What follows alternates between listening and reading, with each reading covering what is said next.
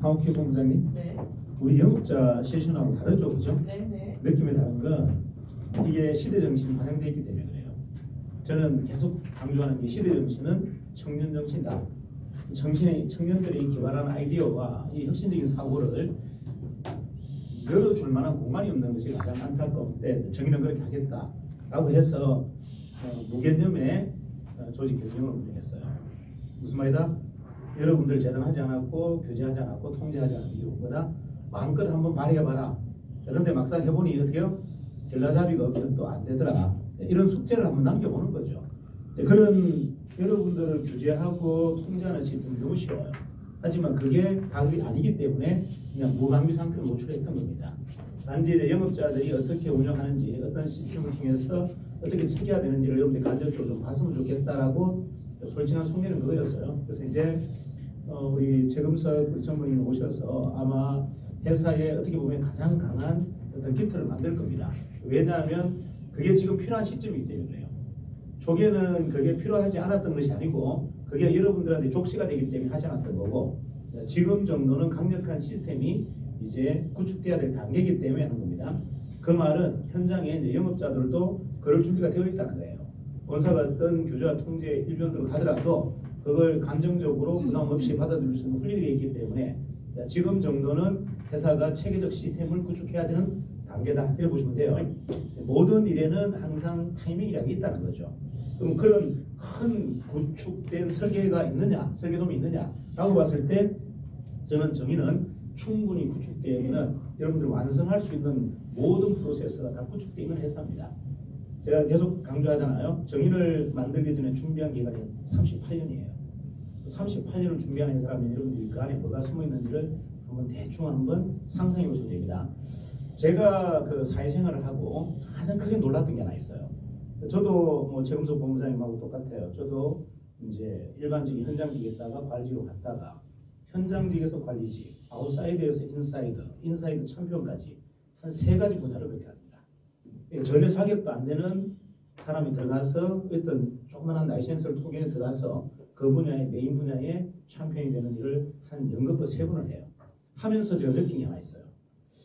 제가 지금까지 변화했던 속도보다 가장 빠르게 변화했던 것은 저는 이 세션을 통해서 변화했어요. 세션을 통해서 한 13년간 세션을 하면서 저는 아마 우리나라의 기득권 세력이 갖고 있는 모든 시스템을 통달할 정도로 완벽하게 성립했습니다. 예를 한번 들어볼까요? 제가 이제 입사를 했어요. 컨설팅 회사입니다. 갔는데 워크숍 버릇에 갑자기 생각이 안 나네. 워렌 버핏 회사가 뭐죠? 워커스 SA죠. 워커스 SA의 책임 수습 운영 리서치가 영어로 설명한 걸 다 듣고 있어요. 구성원이. 펀드에 대한 구조, 해외 거시경제에 대한 이 설명을 워커스 SA의 책임 연구원이 영어로 설명하는 걸 그 집단이 다 듣고 있습니다. 제가 그걸 듣고 깜짝 놀랐어요. 나는 영어 들지도 않는데 알아듣고 있어요, 이들이. 그 영어를 듣는다는 게 중요한 게 아니고 그 해외 전체적인 경제 흐름을 듣고 있다는 게 저는 도저히 상상이 안 됐어요. 사실은 특채로 들어갔습니다. 자기가 안 됩니다. 전부가 다 대학교 교수들이에요. 그리고 전부 다 CFP예요. CFP라고 하는 것은 이제 국제공인정설계서입니다. 사실 그들은 보험업계에 좀 있어요. 하지만 대부분 거지들이에요. 왜? 자격만 가지고 있고 능력만 있지 실제 실력은 없는 사람입니다. 근데 제가 있던 그 조직은 대부분이 연봉 3억 이상 다 되는 사람들이에요. 전부 인서울 이상 다 나왔고 심지어는 MBA 갔다 왔고 CFA까지 갖고 있는 사람들이 있어요. CFP, CFA는 자산 분석사입니다. 회계사가 CFA, 정권 펀드 매니저가 CFA입니다. 그것까지 갖고 있는 친구들도 있어요. 거기에 제가 사실 어떻게 보면 뒷구멍으로 들어갔어요. 뒷구멍으로 들어가서 제가 입사를 했는데 아침에 진행되는 세션은 도저히 이해할 수가 없는 거예요. 너무 황당한 거예요. 제가 지금까지 들었던 어떤 토이나 어떤 회의하고도 비교가 안 됩니다. 우리나라 상위 0.001%의 최고 1등들이 하는 세션이었어요. 근데 거기서 제가 뭘 봤느냐 하면 세션이 딱 시작되는데 서바이벌이 벌어집니다. 그 회사의 대표자를 딱 세워놓고 그냥 2리터처럼 살을 물어뜯는 거예요. 당신이 그따구로 하니까 회사가 안 되잖아요. 그거 바꾸세요. 그거. 말도 안 되는 그런 이론을 가지고 어디 이야기합니까? 이게 관대하게 수용되는 회사예요. 대표에서 땀을 뻘뻘 흘립니다. 그 나와서 뭐다? 또 막 뒤져봐요. 지금 한 마리 진짜 잘못 정리된 건지. 자, 하루 만에 한 번씩 수치가 옵니다. 미션이 수여돼요. 발제자입니다. 발제자가 그걸 준비하기 위해서 적어도 초보자들은 한 달 준비하고요. 프로들도 일주일 동안 준비합니다. 왜? 안 듣기려고. 잘못 준비했다면 어떻게 된다? 살찜이나 갈갈이 다 찢어집니다. 진짜 서바이벌이에요. 제가 이제 발제를 받은 거는 입사 후 한 달 딱 됐을 때입니다. 제가 발제를 하는데 그냥 정말 이때 전탈을 하는데 그 모멸감은 제가 어떻게 감당할 수 없는 거예요. 제가 어느 분야에서도 항상 1등을 해봤는데 여기 와서 제가 너무 초라한데 그냥 뭐 갈갈이 지켜드리는데 이게 대안이 없는 겁니다. 왜? 수준이 너무 낮았어. 수준이 너무 낮은 것을 내가 인정하나 이거 도대체 배울 수 있는 그 단계를 도대체 가능할까 이게? 내가 저들 수준만큼 내가 이렇게 과연 훈련이 될까라고 너무 암담한 거예요. 그래서 딱 3개월 되는 쯤에 제가 정주환에 가서 대표에서 얘기했습니다. 대표님 죄송합니다. 저는 떠나야 되겠습니다. 여기는 제가 있을 자리가 아닙니다. 제가 여기서 선거하는 것은 불가능할 것 같고 여기서 정착하고 자리 잡는 것도 불가능할 것 같다. 내 자존감 용납되지 않는다 지금. 이걸 매일 겪는다는 게 나는 이거 도무지 이해가 안 된다. 이 집단이 진짜 인간인지 진짜 전투 병기인지 나는 이해가 안 된다 하고 그만두려 하는데 대표가 손을 딱 잡고 하는 이야기입니다. 요 안에서 1,000억 대 이상 자산가를 강력하게 컨설팅할 수 있는 사람은 니하고 내밖에 없다. 저대 아루다. 겁먹지 마라. 무슨 말이다? 저렇게 뛰어난 애들이 1,000억 대 자산가 앞에서 덜덜덜 뜬다는 이야기예요. 그들 앞에 흔들리지 않고 네 확신과 신념으로 컨설팅할 수 있는 사람은 이 자리에 니하고 내밖에 없다. 자, 내가 1,000억 대 넘는 자산가를 3명을 컨설팅할 테니까 네가 직접 입도해서 참여해서 반하더라. 딱 3번 보고 나서 제가 1,000억 대 자산가를 컨설팅했어요. 어떻게 물은지 아세요? 대표가 묻는 질문이 딱 세 가지였습니다. 1,000억 대 자산가 다 봤어요. 당신 재산이 얼마인 줄 알아요? 당신 재산의 전체가 얼마인 줄 알아요? 재산이 얼마인지 모르고 답답해서 잘 삽니까? 두 번째, 앞으로 필요한 돈이 얼마인 줄 아세요? 앞으로 살아가는 동안 얼마 필요합니까? 100억 건강성장이 없어요. 몇 년, 한 달에 얼마씩 몇 년 동안 쓸 겁니까? 그렇게 하지 말고 한 달에 얼마씩 몇 년 동안 쓸 건지 이야기해보세요. 말 못합니다. 앞으로 살아가는데 필요한 돈이 얼마인지 모르고 산다는 건 너무나 답답하겠네요. 그럼 남는 돈이 얼마인 줄 알아요? 몰라요? 그러면 이 남는 돈이 얼마인지 모르는데 이 돈을 자식 새끼한테 줄 겁니까? 국가에 기부할 겁니까? 아니면 장학재나 만드실 겁니까? 딱 여기까지 가면 이 사람이 고르기 쉽습니다. 무슨 말이냐면 이 말을, 이 질문을 던질 수 있는 사람은 대표이사하고 저하고 두 사람밖에 없습니다. 그 엄청난 그 멤버들은 그 질문을 한다 못한다? 그들 앞에서 그 질문을 던질 수가 없어요. 그래서 제가 6개월 만에 그 조직에서 참편이 됩니다. 실전에서 참편이 되어버렸어요. 결과는. 자, 이게 무슨 말씀을 드리냐면 저는 그 아침에 그 발제를 하기 위해서 그 주제를 발제하기 위해서 거짓말이 아니고요. 한 일주일 동안 잠을 자지 않고 자료를 다 수집합니다. 동영상을 다 봐요. 그 주제에 대해서. 오늘은 서울 부동산의 미래 흐름에 대해서 만약에 제가 발제를 받았다. 그런 부동산 진짜 거짓말이 아니고 부동산 공인중개사 시험 아이도 가짜는 거고 박사급들이 연구하는 연구 내용 리서치를 다 해봅니다. 그리고 제가 발제를 해요. 발제를 해도 뭐다? 일일이 제가 물러듭니다. 그들의 실력이 장난이 아니에요. 한 명 한 명들의 실력이 장난이 아닙니다. 저를 가지고 막 온몸을 다 뜯어버립니다. 자, 그때 느끼는 모멸감이 어느 정도 이렇게 차잖아요. 시간이 지나면 처음에는 모멸감, 두 번째는 두려움이에요. 나중에 어떤 생각이 드는지 아십니까? 대때 한번 해보자. 푸념이 됩니다. 그리고 그때부터는 이제 진짜 애리해져요. 모든 논리도 애리해지고 방향도 애리해지고 전략도 굉장히 실전에 맞지 않은 전략 절대 짤 수가 없고 왜? 그들이 제 허점을 용납하지 않아요. 완벽한 전략 속에 정확하게 발제를 해야 발제의 개념은 이거예요. 자, 제가 그 주제에서 먼저 뭐죠? 그 브리핑을 합니다. 그럼 거기에 대한 본인들이 생각이 다른 생각을 저한테 얘기해요. 그런데 저는 그 이야기들을 조건 없이 들어줘야 돼요. 좋습니다. 감사합니다. 그만 제가 100% 수용하겠습니다. 다시 점검하겠습니다. 좋습니다. 수용하겠습니다. 그리고 마지막 최종 정리를 해줘야 돼요. 나중에 되면 최종 정리가 안 됩니다. 그들의 논리가 너무 강하기 때문에 계속 바닥을 기게 돼 있죠. 그렇게 한 달, 두 달, 석 달이 지나가니까 이제는 온몸이 뭘 만들어내더라? 그냥 병기가 되어버린 거야. 사람이 아닌 거예요. 감정이란 게 없어요. 모멸감, 자존감이 무너지고 자존심 상하고 이런 건 아예 없어요. 그냥 살아남기 위해서 완벽하게 준비합니다. 그렇게 이론적으로 체계화되고 논리적으로 체계화되고 나니까 나머지 사회생활, 나머지 직장에서 이루어지는 이런 회의나 토론은 저는 너무 장난인 거예요. 거기서 제 인생이 바뀌는 겁니다. 그걸 13년간 했어요. 이게 무슨 말이냐면 제가 책을 읽지 말라고 하는 이유는 딱 하나예요. 시간을 확보해서 책을 읽지 말라는 겁니다. 말을 타고 가면서 책을 읽어라. 전쟁을 하면서 읽어라는 얘기예요. 실전이 없는 책은 절대 안 된다는 얘기예요. 실전이 경비되어 있는 책을 읽어야 실전에 도움이 되지 않는 책은 절대 읽지 말아가 제가 하고 있는 생각이에요.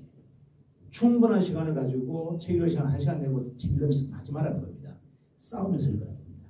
실행하면서 읽어라. 실천하면서 읽어라. 이게 제가 하고 있는 생각이에요. 책을 읽지 말아가 아니에요. 싸우는 틈틈이 바라는 겁니다. 저 그렇게 했거든요. 제가 그 컨설팅을 하기 위해서 3년 동안 배운 것도 아니고 1년 동안 배운 것도 아니에요. 보다 실전하면서 했습니다. 밥을 세면서. 우리 대표가 했던 이야기가 있어요. 처음에 제가 처음 왔을 때 네가 1년 동안 아침마다 세션하고 공부를 해도 보고서 한 장 못 쓸 거다라고 얘기했어요. 그래서 제가 누가 우리 대단한 조직이냐 보자 그랬어요. 그 보고서를 보고 제가 깜짝 놀랍니다.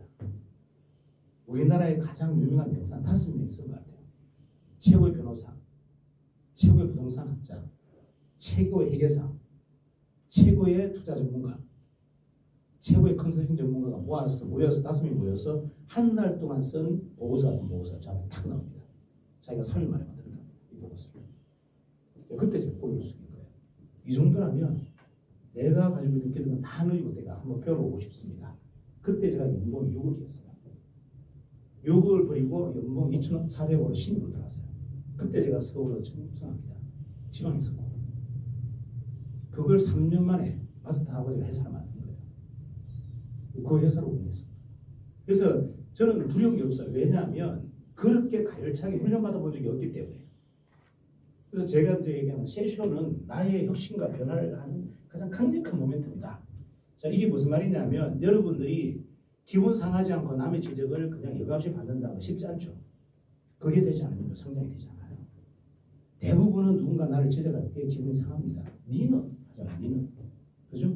그게 나의 성장의 가장 큰 족쇄인 거예요.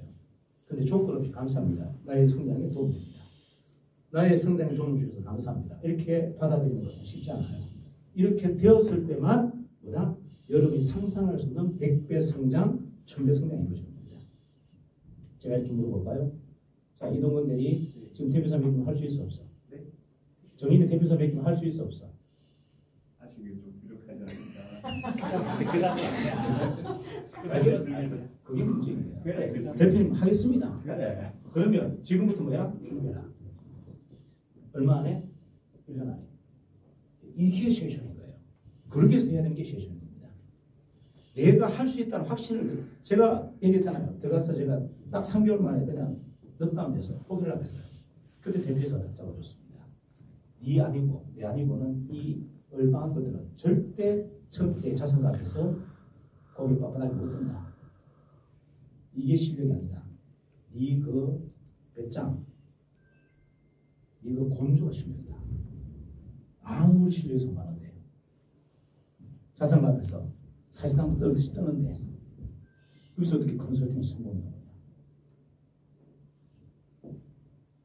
내가 보여줄게. 딱 3명을 보여줬는데 그때 인생이 끝나고 그랬어요. 그처럼 생각한 대단한 성이 문풍진한 사실을 확인하고 제가 자신감이 끝까지 올라옵니다. 무슨 말이다? 자산가들, 대단하다는 사람이 그 천홍성이 저는 정말 쎄떨인 줄 알았어요. 알고 보니까 뭐다? 종이 한 장 문풍지더라는 겁니다. 아무것도 아니더라는 겁니다. 강력한 확신 신념 앞에 다 꺾여버려요.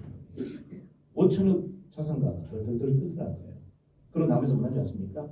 이런 질문을 어떤 은행에, 어떤 정권사에, 어떤 컨설턴트한테 들어본 적이 없다요. 나는 이런 이야기를 듣고 싶었는데 아무도 그런 이야기 해주지 않더라. 그냥 상품을 소개하고 있더라고요. 상품을. 10억짜리 상품, 20억짜리 상품 소개하고 있더랍니다. 마지막에 묻은 질문이 뭔지 아세요? 그 남는 재산 어떻게 할 겁니까? 애한테 물려줄 겁니까? 애가 얼빵인데 그 돈을 쓰다가 걔가 덕이 되겠습니까? 독이 되겠습니까?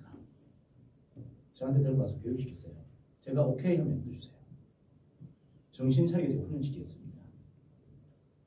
당신 자녀의 스승이 되겠습니다. 이게 핵심이에요. 그게 핵심이었어요. 그래서 제 고객의 대부분 자식이 제 제자입니다.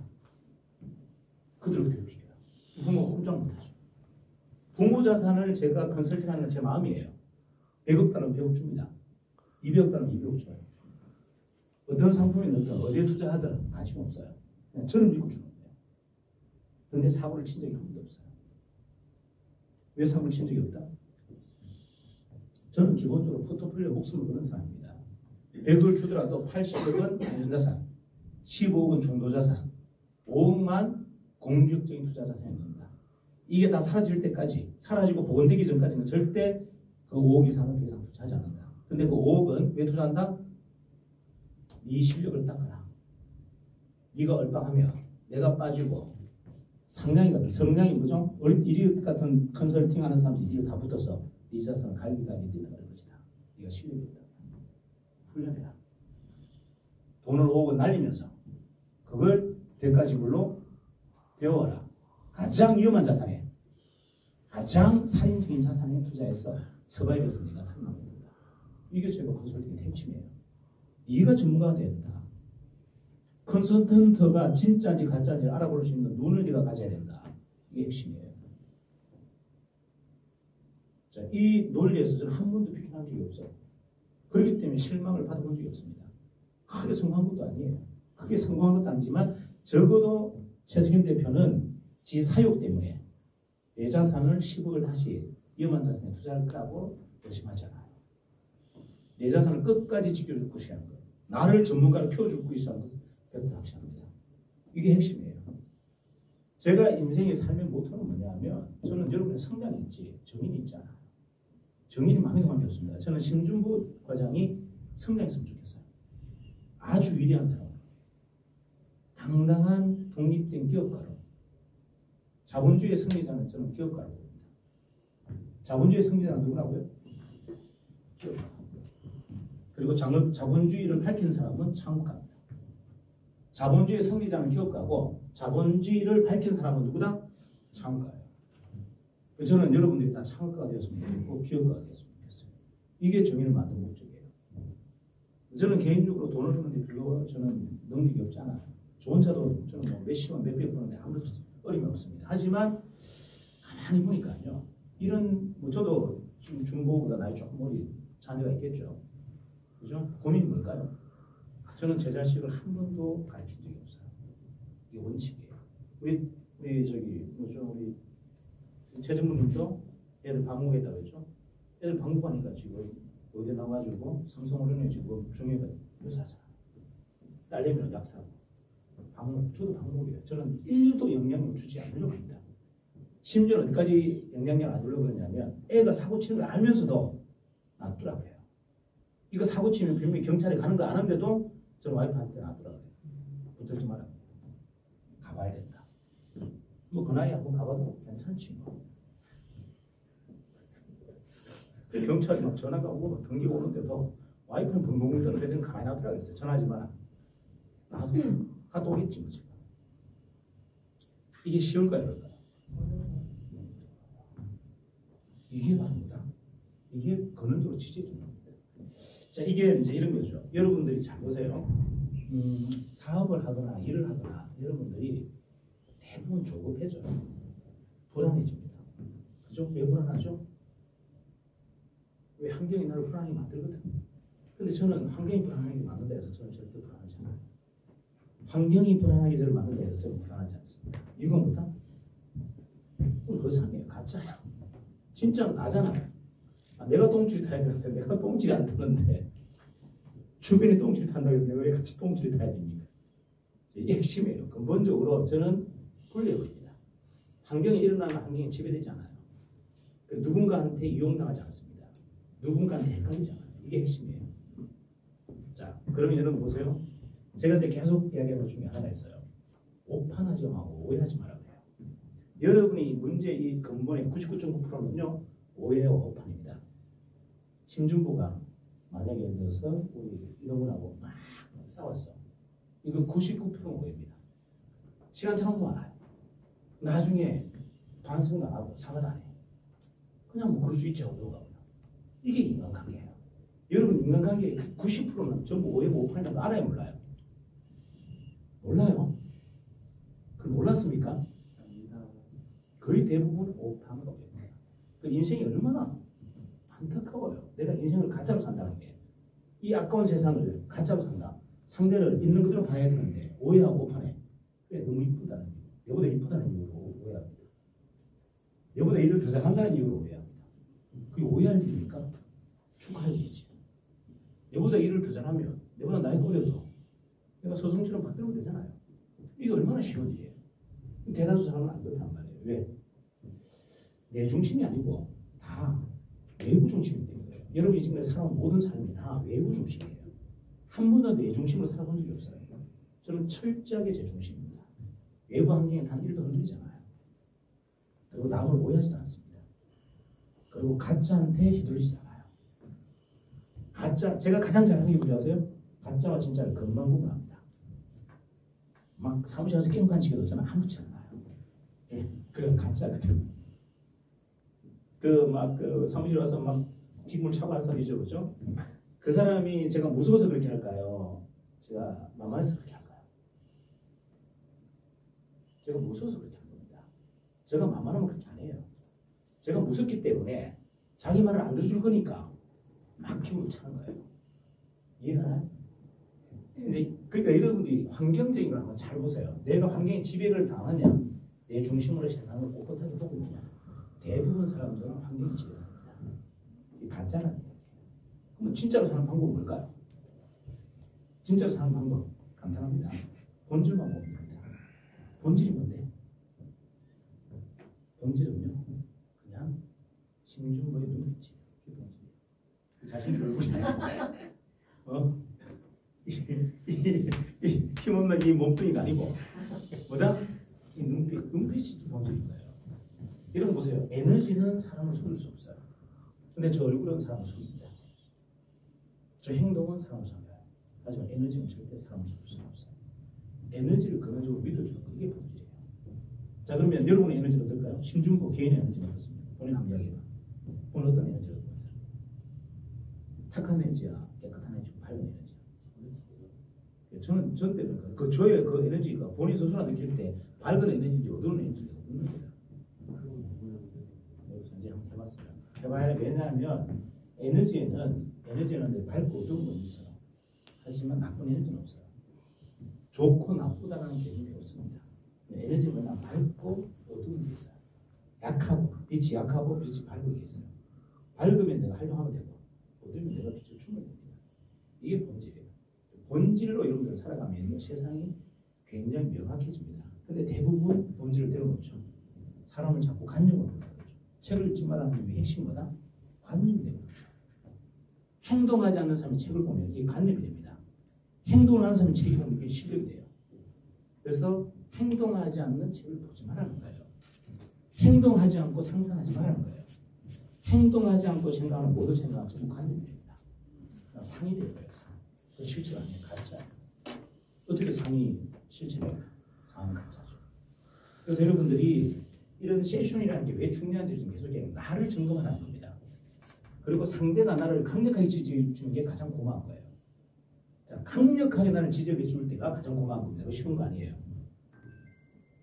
여러분 칭찬하는 건 쉽지만 여러분 지적해 주기 되게 어렵습니다. 이건 공적으로 받아들여야 돼요.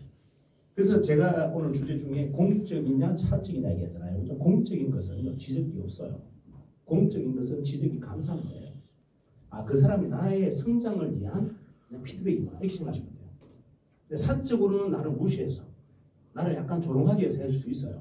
하지만 여러분 우리 구성 안에는 사적인 공간입니까? 공적인 공간입니까? 공적인 공간에서 누군가를 지적해 줄 때 여러분 성장을 통하게 사는 거예요. 차장이 이렇게 좀 성장했으면 좋겠다. 왜? 크게 쓰려고 지적하는 거예요. 만약에 예를 들어서 그냥 지켜보다가 자를 것 같으면 지적한다 한다? 할 이유가 없죠. 여러분들은 10년 동안 월급 안 올리시면 그만둔다?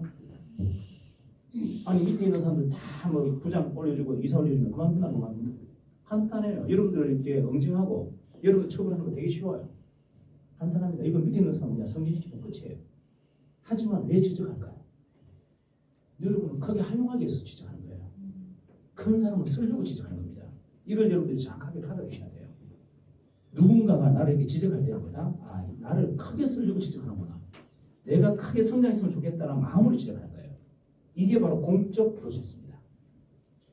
공적 프로세스는 사적 프로세스와 전혀 다른 거예요. 그래서 여러분들 사적인 감정을 갖고 들어오면 안 된다는 얘기죠. 공적인 프로세스 안에는 공적인 영역이 따로 있는 거고 사적인 업무에는 사적인 게 따로 있는 겁니다. 근데 여러분들이 대부분보다 사적인 감정을 공적인 게 대부분 다 대입하기 때문에 세상이 다 복잡하고 힘들어지는 거예요.